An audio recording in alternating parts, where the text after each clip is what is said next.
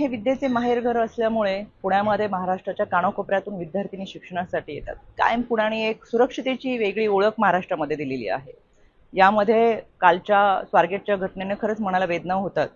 काल सकाळी 6:15 दरम्यान स्वारगेट आगारामध्ये एका 26 वर्षाच्या तरुणीवर अत्याचार झाला। संबंधित तरुणीने 9 वाजता स्वारगेट पोलीस स्टेशनमध्ये तक्रार दाखल केली आणि त्या ठिकाणी कार्यरत असलेल्या डीसीपी स्मार्तना पाटील असतील, पोलीस अधिकारी पूनम पाटील असतील यांनी तातडीने तपास कार्य हातामध्ये घेतलं।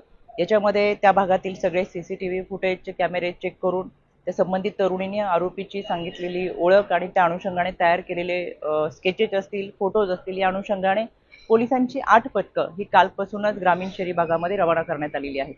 यामध्ये आरोपीचे सीडीआर असतील, लोकेशन असतील हे डिटेक्ट करून आरोपी पकडलाही जाईल। पण शेवटी त्या मुलीची सुरक्षितता फार महत्त्वाची आहे। तिचं आयुष्य हे लाख मोलाचं आहे। त्याच्यामुळे अशा घटना घडूच नाही याच्यासाठी सतर्क राहणं फार गरजेचं आहे। मी सातत्याने पोलिसांच्या संपर्कामध्ये आहे। याच्यामध्ये स्वारगेट पोलीस स्टेशनचं पेट्रोलिंग ही उत्तम पद्धतीने चालू असताना या रहदारीच्या भागामध्ये अशा पद्धतीची घटना घडणं हे दुर्दैवी आहे।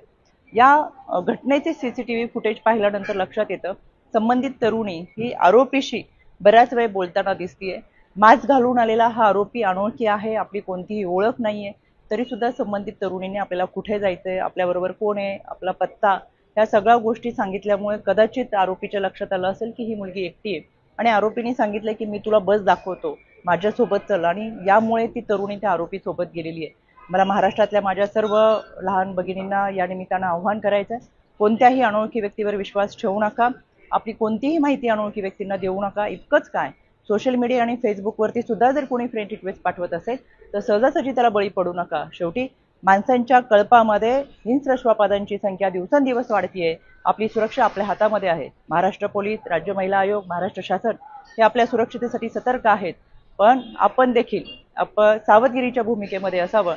अनोळखी व्यक्तींवरती विश्वास ठेवू नका।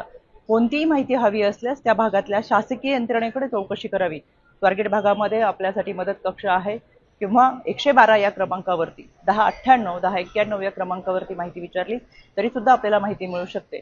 म्हणून महाराष्ट्रातल्या माझ्या या सर्व विद्यार्थिनींना, लहान भगिनींना मला या निमित्तानं आव्हान करायचंय, सतर्क रहा। अनोळखी व्यक्तींच्या कोणत्याही दिशाभूल होत असताना त्याला बळी पडू नका।